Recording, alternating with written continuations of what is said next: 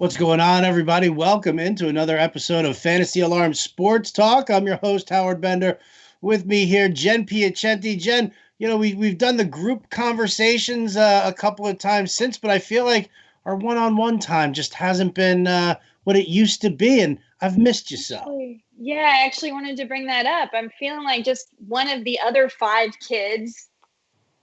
And I used to feel like we had all this one-on-one time together, Howard. We had every Sunday, every Thursday, plus various things in there. And now I have to share my time with everybody else. And so, Right, I've gone from do you still like me? Of course. Well, would you send me a note in study hall with one of those circle yes or no? No, or maybe. Now, before we actually get to some sports talk, there's a little conversation. I think I saw something on Twitter, Jennifer, that I thought maybe I could ask you about. Okay. There's a gentleman by the name of Rick Piacenti who familiar with him? Yeah, are you familiar with him? I am. You want to talk about no longer being the favorite child? Well, he came back from his 30-day ban from Twitter, which you imposed on him, only to throw down what can only be described as pure joy if you wanted to make fun of Jen Piacenti. It is you in this half and half bodysuit, hot pink, fluorescent pink on one side. Unitard is the technical term. Unitard. All right. Yeah. Well, it's hot pink on one side. It's got some sort of floral design on the other. You got some pink feathers in your hair. You do kind of look a little bit like Chrissy from Growing Pains. Remember when Growing Pains jumped the shark? Can you explain this photo? I mean, listen, this is sports related, right? Because you do look like you're being active. Are you jazzercising? I'm not jazzercising. As you can see, there are clearly patent leather tap shoes in there with Teletone taps. So this was a tap routine. And I want you to guess, Howard, what song was I tap dancing to? Oh, I mean, based on the outfit, it's got to be something like outfit. Let's Get Physical. Trying to think the theme from Xanadu. In the 80s. Okay, getting kind of. I'm going to go with, it's actually a song by the Beach Boys. This is my... God only knows. This is my Surfing USA costume, because apparently that's what you wear to surf. If you're a dance teacher in Texas, that's how you think you should costume, because you probably never actually been to a beach. So, yeah. That's my Surfing USA costume. If anybody wants to check it out, I've already retweeted it at Roto You Buzz retweeted Guy. it? Is that what happened with a comment? With a comment as well. Fantastic. I had to express my views on that. You can also follow at Rick Piacenti, and that way you can get in all the tasty trolling that Jen has to undergo on a regular basis. How'd that poll finish out, by the way, that your dad put up as to which child should be his favorite? Yeah, not well, guys. Though I'm responsible for probably 95% of my father's Twitter following by bringing him into conversations with all of us, I barely got over 50% of the vote as to who should be his favorite child. So I'm feeling a little blue. Okay, well, I'm sorry to hear that. Yeah. We all got a good laugh out of it, though. No doubt about it. I'm glad I can provide that entertainment value for you. Well, listen, guys, you know what? There's no sports going on right now, so we have to kind of make do with what we've got. We do have some hope on the horizon. Now, before we start talking about some things that are going on right now around the world of sports, well, I think one of the most important things that we kind of have to discuss here a little bit, the comments from Drew Brees, the statement that he made. I'm not going to sit here and get into like crazy details. For me, and I'm going to be talking about this with Jim Bowden on the Fantasy Alarm Show later today, because Jim was a GM in Cincinnati at the time in 2001. There were the race riots in Cincinnati, so it was a very divisive time. And I'm curious as to your thoughts as to, what this does to a locker room. And Drew Brees apologized, and a number of players have already come out and said that they accept his apology. Primarily Michael Thomas was somebody who did it. But, how does a clubhouse heal Yeah. from something like this? I think that it is going to be very difficult in the clubhouse. So I think it's excellent that Michael Thomas has already come out and accepted the apology. And even his tweet immediately after was like, he said, he don't know no better. Like it's just how it is. And I feel like he was understanding about it and understood that. I think sometimes we don't know how to express our feelings. Even our feelings get so big, and we don't say the right things. We don't do the right things. And it's gonna take time for that to heal. And I think the only way to do it is for everyone to remain humble and listen to each other and say, like, we're a team and we need to get past this, however way we can, and treat each other as fellow human beings in every way we can, the best way possible, with the most respect possible. I mean, I just don't know how you do it. Yeah, I mean, I think it comes down to, bringing the team together. I mean, I know that we can't do that right now. They have said that coaches can now return to team facilities, and I really think that Sean Payton needs to huddle up with the rest of the coaches, needs to huddle up with Drew Brees, grab Michael Thomas, grab Malcolm Jenkins, bring them all into the same room, or do a Zoom meeting at least for now to start, to find out just the best way for everybody to understand, to learn more. Drew Brees said, Yeah. I mean, that he wasn't aware of, the ramifications of Right. some of the words that he was saying. I've heard both sides. And I think that's the point. I think that's what the other players are saying is, like, we know you don't mean it, but you're not aware. That's how deep it is that you aren't even aware when you say something like this. Of course you don't mean it, but you aren't aware of how it feels. We need to educate more. We need to educate more is really what it comes down to. Right. So, all right. Well, I mean, that's, it's going to be a touchy situation. We're obviously going to be following that story very closely. We're going to be following the Saints extremely closely. I'm not going to diminish the whole thing by talking about the fantasy impact or whether or not you draft or don't draft New Orleans Saints based off of something like this. What I want to do is I want to just see how the team handles it, how the players handle it among themselves, and hopefully what I'm hoping for most of all, just based on the high profile of Drew Brees in the state of Louisiana, in the city of New Orleans, in the NFL, I'm hoping that this actually does become a really strong teaching moment. I think we missed the boat.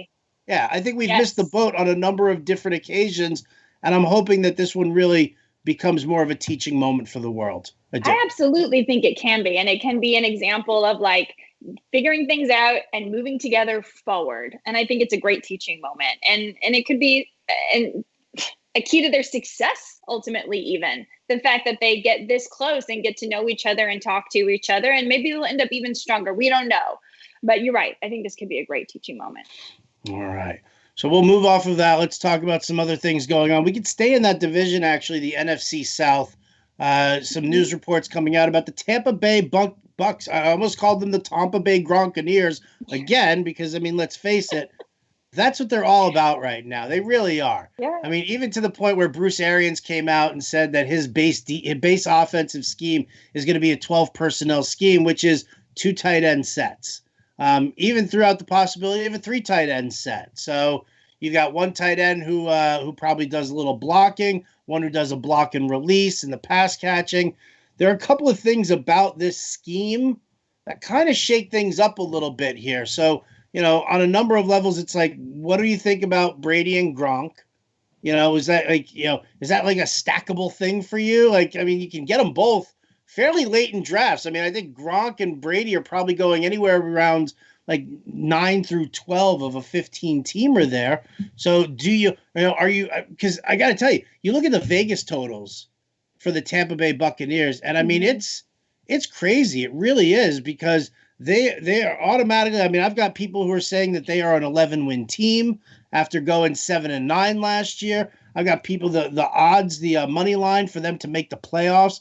I think it's like a minus 200 or minus 210, something like that. So, I mean, they're really pushing their chips all in on the Buccaneers. Are you pushing all your chips on the Buccaneers? I'm not, but I am getting a little bit more and more excited about it every day, even though I wish I weren't. Because I know, me too, and I'm a Jets fan. The hate kills me. But yeah, go ahead. Same way. But I'm reading it. I'm like, oh, Tom Brady's organizing practices for them at Parks, and Arians is saying he's changing the way he's leading the team, and you feel this excitement for them and the new blood and the chemistry, and that's something that we just can't quantify as analysts, right? We can only guess. We can't just look at the numbers. Obviously, there's been this debate for some time now. Is it Brady? Is it Belichick? We're going to find out, like maybe or maybe not. But there's something about the magic of Tom Brady. Then getting Gronk in there too, who's not even just a great football player, a great businessman, a great human being. It seems like it seems like it's fun. Like I want to hang out in their locker room. It seems like they're having a great time, and they could just ride it all the way to the end. That being said, like I'm not out like, ooh, targeting Tom Brady, and not Gronkowski either, just because I think he could get pretty beat up pretty easily. But if he came to me at the right price, right? I mean, yeah. you know what I've been doing. You know what I've been doing a bunch in drafts. I've been grabbing Gronk in like the 9th round. Oh yeah. And then like I don't know, a couple of rounds later, then I'll just snag Hayden Hurst, figuring that he's gonna fall into place where Austin Hooper did in that Atlanta offense. Yeah. And so, so it's like, okay, so if Gronk gets hurt, then I've got, at least a full-time tight end to fall back on. But, let me ask you though, does this, because, one of the funny things about 12 personnel is that it's 2 wide receiver set. So you're pushing them to the outside. So Chris Godwin has done a tremendous amount of work in the slot over the last 2 seasons. And that's been his biggest strength, sort of like the way Julian Edelman was over in New England. But now you've got him pushed to the outside. If the base offensive scheme is going to be 12 personnel, that's Godwin on the outside for the majority of time rather than working out of the slot. Does that hurt him at all in your eyes? Do you think that it kind of trims down the target share for him even just a little bit?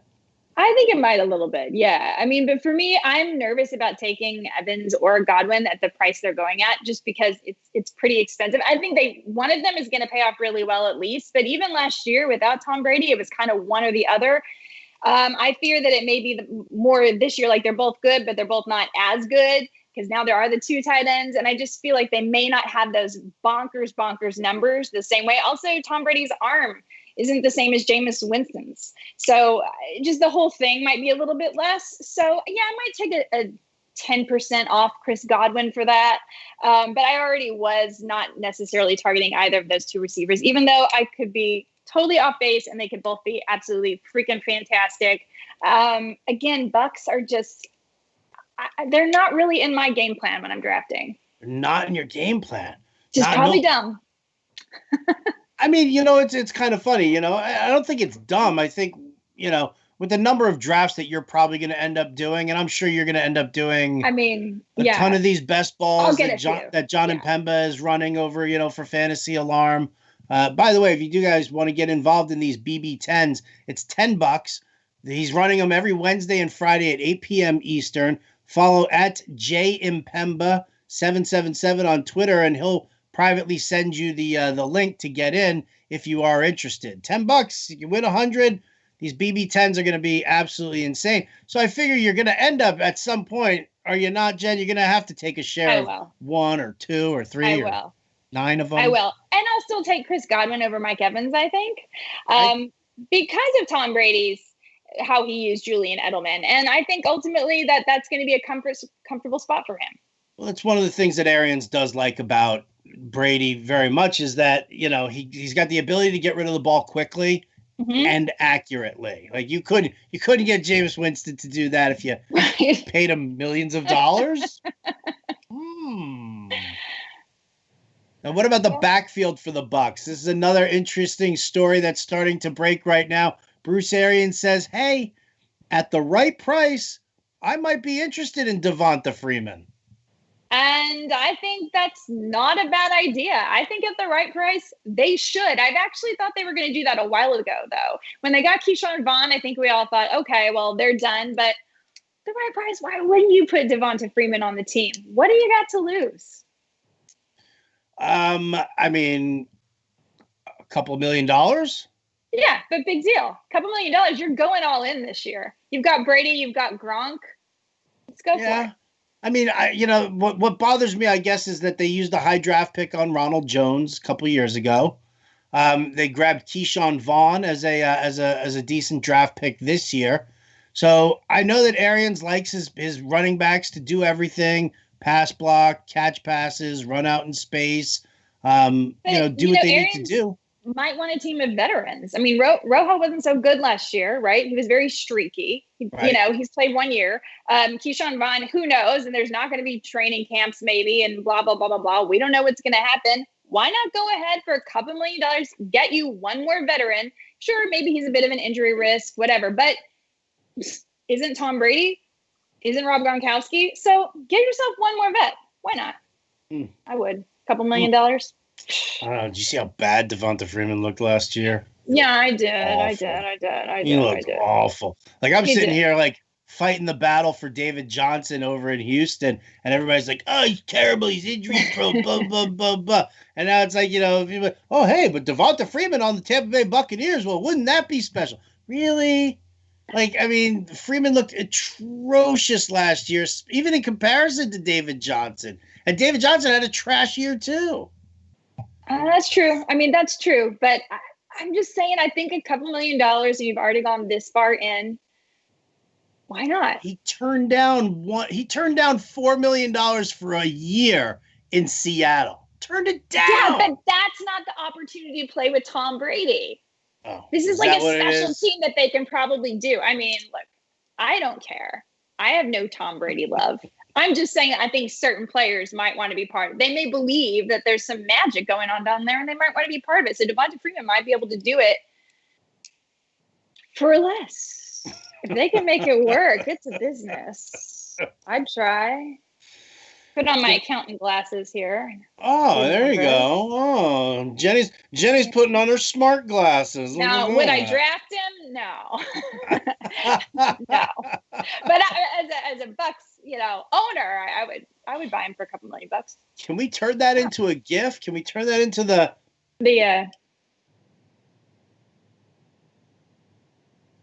Do I look smart? Well, my fantasy baseball partner, every time he's mad at one of our players, he'll call me up and be like, put on the glasses and talk to the guy. Like I'm going out to talk to them. So I have these. I like it. I might need you to talk to a couple of people over at Fantasy Alarm. Put the glasses do that. on. Go through Who's not meeting their deadlines? No, it's not Matt Sells. Oh man! All right, so you're less. I like the fact that you're less bullish on the Bucs than most people are. I am kind of falling into that hype machine sort of thing where I always speak out against it, but it's also because I respect Brady as a QB. I'm a big fan of Godwin. I like Mike Evans. I'm a big fan of Bruce Arians too. So that kind of hurts me a little bit. I mean, I like them all too, but to your point, we opened this conversation about the Saints. I feel like the Saints were their biggest competition. That's somebody they're going to meet twice. What if the Saints don't come through this? Well, then the Bucs look even better. I mean, there's just so much.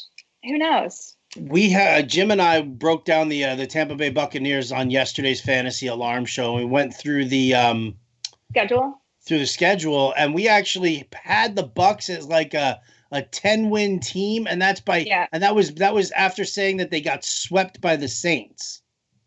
Yeah. So if the Saints don't come through, and all of a sudden, I mean, could you see the Bucs as an 11-12? I mean, a 4 or 5 win swing is, I think it's unheard of. I'd like to see stats for that as far as whether a team's bounce back or not. That big. I mean, and that's just from adding, players in the draft. I mean, they did do a good job with the draft. Wirfs on the offensive line, Antoine Winfield in the secondary, Keyshawn Vaughn. They did do a good job. They did. You have to admit that they did. I guess my thing about it is I don't know how it's going to, it just seems like a lot of ifs. And so I'm avoiding, if I can, if there's an equal opportunity, but I still love Chris Godwin, who doesn't, but I'm not like targeting Tom Brady. All right. And you know what, as somebody who's just, who spent an enormous amount of time with Jim Bowden, I appreciate the fact that not every conversation we had here about the Bucs spilled off into a comparison to the Cowboys. So I humbly thank you for that one there. Yeah, I'm not even sure I would make that happen. I guess I could figure out a way. All right, well, let's give Jen a reason to throw on the glasses again, get all intimidating here, because I got to tell you, we've talked about it ad nauseum, and it is like baseball's in trouble. Baseball is in trouble. Did you see the comments from Cubs owner Tom Ricketts, who was like, what did he say? He said something to the effect of, people are misunderstanding what the impact is, with baseball right now, that the losses for ownership are biblical. Biblical. I mean, you're talking plagues, you're talking ginormous floods, and that's happening. And what did he say? He was like, it's not like all of us owners are sitting on piles of money. We don't even take money out of the team. We just take what the team makes and we give it back into the hands of the GMs to run it. I'm like, are you kidding me here? Like, have we seen some of the salaries that some of these teams are like total salaries? I mean, forget about you've got the A's who are cheap as all hell, the Royals, the Tigers. I mean, this is disgusting right now. And I get it. They're freaked out about money, whatever. The A's, another bad PR move. You're going to just get rid of all your guys? I mean, who's going to want to play for you in the future? Again, this looks bad for the public. One thing we don't talk about is 42 of those minor league teams were going to be eliminated anyway. The CBA is coming up, so a lot of this was going to happen anyway. And the problem is, though, this is all getting drug out right now with a big white spotlight on it in the middle of a national pandemic. And it looks so bad for everyone, for the owners, for the players, for everyone. And the players may be completely justified, but they still don't look good, except for a few players out there, such as David Price, which we've mentioned before, who are stepping up and paying the guys that don't make the 40-man roster $1,000 a week. There are some really good people out there trying to make this as palatable as possible, but those aren't the stories we're seeing. We're seeing stories of biblical loss proportion from the owner of the Cubs. Biblical. Just the use of the term kills me. It does kill me, and I'll say this. I want an audit on Tom Ricketts. I want to see the value of his home. I'm sure he's probably got a boat somewhere. I'm sure he's got numerous cars. I'm sure that there are trust funds set up for family members and kids and wives and ex-wives and girlfriends and all sorts of stuff.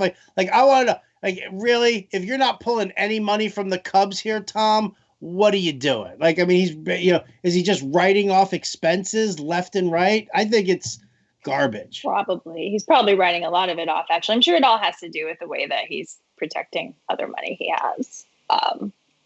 Rich people didn't get rich by, spending a lot of money. No. Right? They're not giving you anything either. They're not giving it away for free. But, I mean, all right, so we're sitting here and we're going back and forth. And for those out there, we're broadcasting live, Facebook, Twitter, YouTube, but what also the other social media outlet, which will soon start getting our streams and our video clips, Instagram. And I've took over our Instagram account. You made a comment on yesterday's post. Noticed that immediately as soon as you posted. Did you see today's? I did not see today's yet because I've been doing other stuff. I haven't been on Instagram, but I will go check. Go to the gram right now. I want to see your reaction to today's post. Better not be me in a hot pink unitard. It's definitely not. Okay.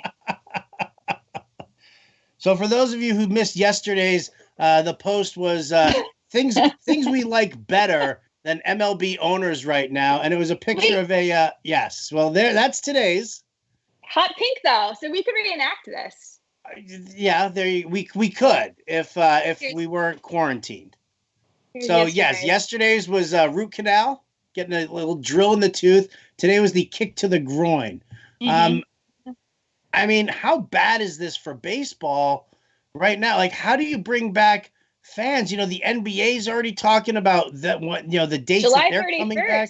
I think that just happened. And not only that, right did you see they rescheduled the NBA draft, and they're putting it opposite like a primetime NFL game. Like the NBA is like, screw you all. They believe in themselves. Let's go. We're taking it. So good for them. How does baseball come back from this, Jen? If they need a deal done fast. I think if they get a deal done fast and they are the only sport we have for a month, they'll come back from it. Everyone will forgive it. It'll be fine. I mean, I do think that the general public isn't watching this as closely as we are. We are in the industry. We are looking at it very closely. But the general public, a lot of who just buy tickets once or twice a year to games, they're not looking at this that closely. They're thinking more about the health of their family, of whether or not they're traveling, other social issues that are going on right now, not about baseball. So we have put a bit of a magnifying glass on it, I'm sure. But if they can get this done in a hurry and they're the only ones playing, and on July 4th, I can be sitting in my home eating cherry pie, watching a baseball game, I think they can do just fine. They'll be just fine. And you know what? If the owners take a loss, are you still there? No Apple? Yeah, sorry. Apple. Oh, yeah, Apple. I must have hit the roof. Both. I'm an equal opportunity pie consumer. I'll eat apple, cherry, blueberry, blackberry. Not me. I'm very discriminating against the desserts that I consume. The only place I don't want pie is in my face. I mean, eating it's good. So well. Wearing it, not so good. So well, though. Yeah. No one compares to you, Howard. I think they can. They have to finish this. Look, if they don't get this deal done, what they're going to have to do is come out with some kind of a PR machine that claims it was all just about health and try to convince everyone it had nothing to do with money. But with NBA coming back and NFL coming back and all of that, it's going to be really hard to sell that. I mean, how do you even remotely sell that with the fact that all of this information has been leaked out? It's not only leaked out by players, but by agents. It's leaked out by other owners as well, because, there are some owners who turned around and said, if baseball doesn't, we don't even care if it comes back or not this year. We don't need to take, we're already taking a loss. We don't need to take a bigger loss. So yeah, I mean, and that's again part and parcel with the problem, because what we see is people that don't love the game enough in the long term to see the big picture and say, I'd rather take a loss this year. If you really love your business, if you really love what you do, I'm an actor, I'm an artist. There are years that I made $6,000 acting and that's it. It didn't matter. I loved it so much. I believed in myself. I kept going for those years that would pay me off later, that I believed would come. And that's how owners should act. And that's how players should act too. But for their part, they're on the side of like, I only get to play a few years. I need to, take care of my family while I can. And we had an agreement. I mean, that's what this comes back to. Right. It's not like this is like, this has happened. Let's talk about it. Let's make an agreement. There was an agreement. The agreement was already made. These things were already talked about. And so the owners are going back now and saying, well, we did make that agreement, but now we kind of changed our mind and we're going to need this. And that's what this is really about. And that's the biggest problem, is that I don't think you can hide that.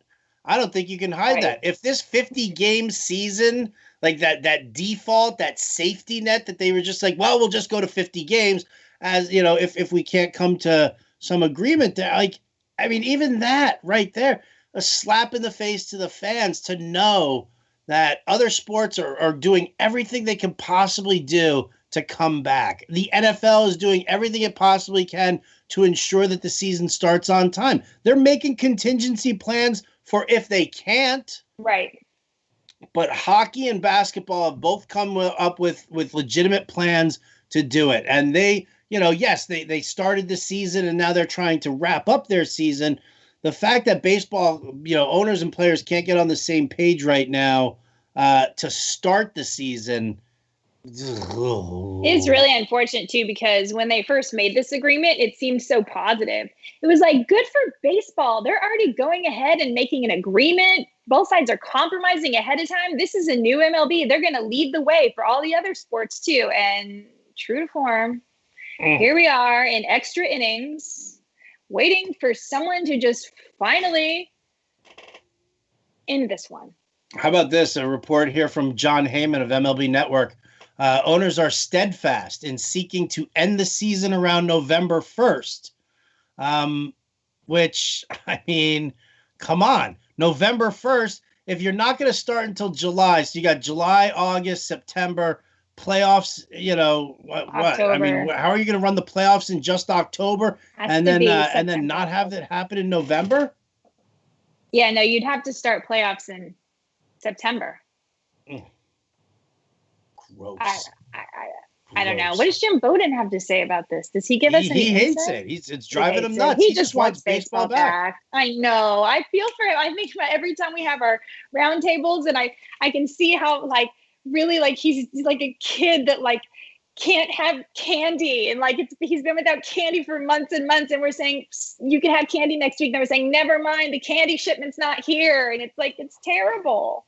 Very upsetting stuff. And then when the candy does come in the form of a 50-game season, it's like somebody just gave you candy buttons. One part of a Kit Kat. You only get candy buttons and a box of snow caps. Oh, like Smarties. Oh, I like Smarties. No, you don't like Smarties. It's like eating chalk. Yeah, just sugar. It's just sugar. No. Yes. No. All right, we'll fight about that another time. Yeah. That's actually all the time we've got here for today on Fantasy Alarm Sports Talk. Big thanks to our producer extraordinaire, John Impemba, who is very much likely wearing a creamsicle Tom Brady Bucs jersey as we speak. But for Jen Piacenti, I'm Howard Bender. Thanks so much for tuning in to Fantasy Alarm TV. We'll catch you next time.